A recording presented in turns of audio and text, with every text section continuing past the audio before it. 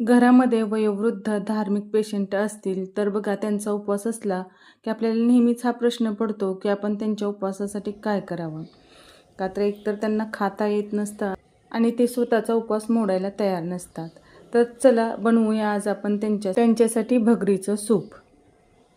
अगदी साध्या सोप्या पद्धतीनं हे सूप आपण बनवू शकतो कमी साहित्यामध्ये. सूप बनवण्यासाठी मी या ठिकाणी लोखंडी तवा घेतलेला आहे. त्यामध्ये आपण एक छोटीशी वाटी म्हणजे 1-2 चमचे छोटे जे आपण नाश्त्यासाठी वापरतो. आता ही भगर आपण चांगल्या प्रकारे भाजून घेऊयात. प्रथम ती भाजण्याच्या अगोदर पण व्यवस्थित स्वच्छ करून घ्यायची आणि नंतर मगच ती भाजण्यासाठी घ्यायची. छान अशी भाजून झाली. आता आपण एक मिक्सरचं छोटं भांडं घेऊयात. त्याच्यामध्ये ती भगर घालायची आणि त्याच्यामध्ये 5-7 बदाम घालूयात. त्याचबरोबर बघा, त्याच्यामध्ये आपण थोडेसे पिस्ताही घालणार आहोत. 1 हिरवी मिरची, थोडंसं मीठ चवीनुसार. आता आपण हे सर्व मिक्सरमधून बारीक करून घेऊयात. हे पहा, प्रथम असं मिक्सरमधून काढून घ्यायचं.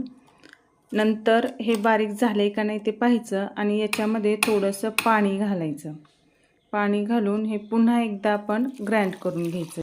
जास्त पाणी घालायचं नाही, नाहीतर हे भांड्यामधून बाहेर येतं. त्याच्यासाठी आपल्याला जेवढं हवं आहे तेवढंच पाणी आपण याच्यामध्ये घालायचं, एक छोटीशी वाटी वगैरे.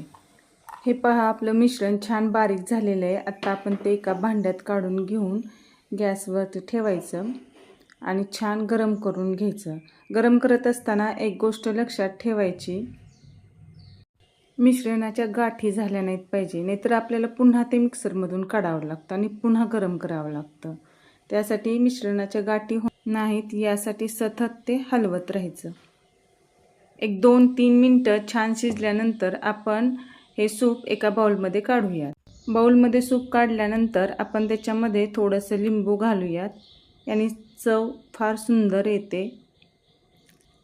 छान बारीक केलेली खारमुऱ्याची शेंगदाण्याची चटणी याच्यावरती आपण घालूयात. बघा, एकदम सुंदर टेस्टी डिश तयार होते.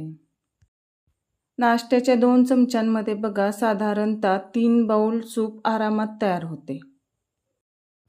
गरमागरम उपवासाचे हे सूप पचण्यासाठी आणि खाण्यासाठी एकदम मस्त आणि टेस्टी लागते. याच्यामध्ये घातलेली शेंगाची चटणी आपण घालू शकतो किंवा स्किप पण करू शकतो. व्हिडिओ आवडला असल्यास नक्की लाईक करा आणि चॅनलला सबस्क्राईब करा.